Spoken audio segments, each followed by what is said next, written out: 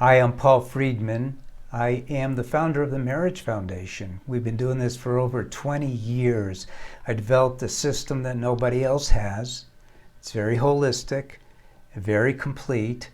And I got to tell you, you've come to the right place to ask what causes most marriages to end. Because before I got into healing marriages, I was a divorce mediator. And I got all of the people who came from literally the best marriage counselors in San Diego County, and they were ending their marriage. Now, I could tell you what people say causes marriages to end, but mainstream thinking about marriage doesn't work. It's not realistic.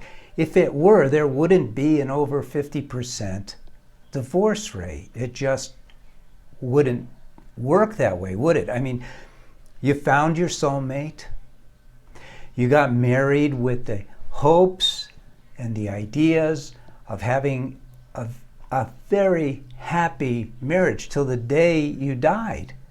You weren't going to be like anyone else. You were going to do it your way, and it seemed so natural. So why did it seem natural is really an important question.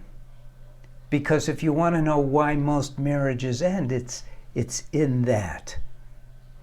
You got married to be happy. You got married to experience unconditional love. And now it feels like you're carrying the weight of the world on you. You're feeling frustrated. And the frustration really doesn't come from the way your spouse is behaving. It doesn't even come from the way you're behaving.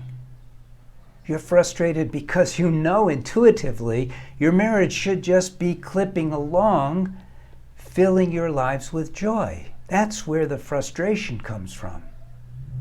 So it's easy for me to go, well, you're doing everything wrong. But that isn't true.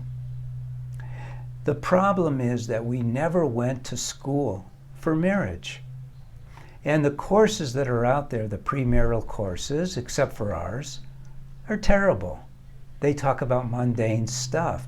At the Marriage Foundation, when I began doing this, I was called the Cancer Clinic of Mexico in San Diego for marriages because my approach was so different. Now, over 20 years later, we're still different, but we're still getting the marriages that are on their last leg, where people have given up, where they've already tried marriage counseling, where they've already tried everything they can think of.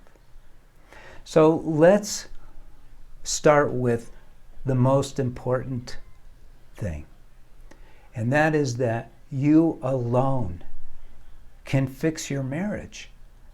You don't have to get your spouse to jump in with you to fix it. You can do it yourself, and it'll come out much better than if the two of you went to marriage counseling or something. Because what happens in marriage counseling, and I'm getting off track just a little bit, is there's this natural human nature tendency to compete, to blame, to rehash, and that doesn't work. Have you ever had a plant and it was a new plant for you, and you never had that plant before, and you took it home, you were all excited, and after a week or so, it's starting to die.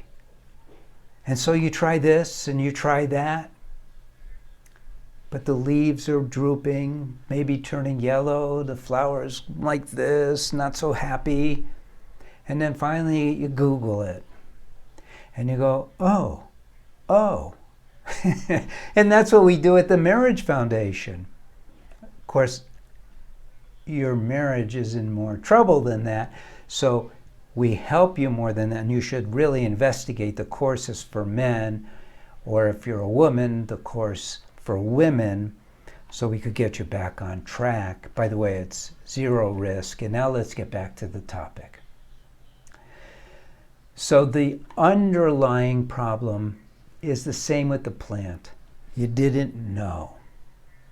Now, if you kept going, that plant's going to get worse and worse and worse. And that is what happened to your marriage. And the mainstream advice out there is not helpful at all. So your marriage has been getting worse and worse. You've tried everything. You've tried, well, I'm not going to list. You've tried everything. It's enough, right? But you didn't know.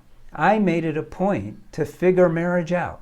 I mean, even what I said in the beginning, that you got married for love and happiness, is virtually, as commonsensical as that is, it's virtually unknown by the so-called experts. So we start with that. You're supposed to be doing everything in your power to increase the happiness in your marriage. Think of it as a soup.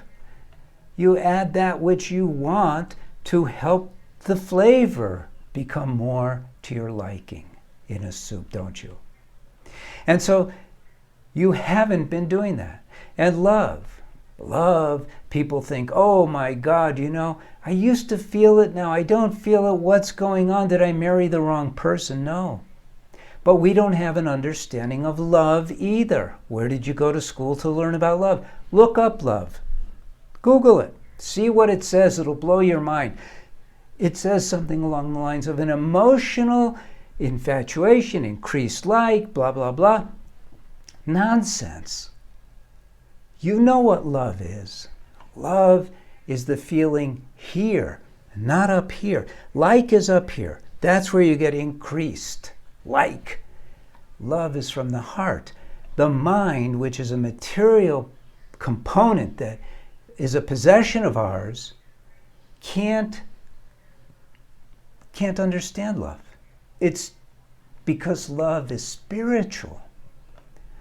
Love is beyond the material realm. It's metaphysical. And so the approach to marriage that everyone takes, no one wants to talk about God. No one wants to talk about spiritual. I don't know why. We're all spiritual beings. We're all souls. You married your soul mate. So now it's time to get back on track. So what happens is, underlying is we don't know. That's simple. Now, let's get above the line a little bit. What happens in most marriages is that instead of doing the things I described before, infusing more happiness, infusing more love, cultivating that love, people live on the mundane plane instead of on the plane of love. So their whole lives are superficial compared to, I'm not saying your life is superficial, it's not superficial to have to go to work and take care of the kids, but compared to that level of soulmates where love is the dominant attribute, compared to that, you're living a very mundane life in your marriage, and it's getting boring. And you tend to blame your spouse, not yourself, human nature. And you take each other for granted. And what I discovered, both when I was a mediator and then when I started helping people with their marriages, I discovered that this exists. This component of taking each other for granted exists in every single failing marriage. And that's it. I call it the number one killer of marriages, is taking each other for granted. Now, you can't just stop. You have to learn how to replace that attitude that you have towards your spouse with positive, which is why we have the courses. You could try the books. One of the books might be enough for you. They used to do quite well before we created the courses. But you need to do something. It's not going to fix itself. Your marriage is not going to change itself. We have free will for a reason. We're supposed to use our free will. I hope this helped you. I hope you subscribe to the channel. I'm Paul Friedman. I founded the Marriage Foundation. I welcome you to like this video. I welcome you to leave a comment and look at what we have to offer. For sure, check out the course for women or men, depending on your gender. It's a zero risk proposition. You don't put any money down. For 3 days, it's a free trial. And then we have a wonderful guarantee. It rolls right into that, so you don't risk anything. And man, here's the thing that people don't realize. When a marriage is working, it's unbelievable. Love and happiness consume your life. And that's what we all want, isn't it? So God bless you. Thank you for spending time with me. Take care.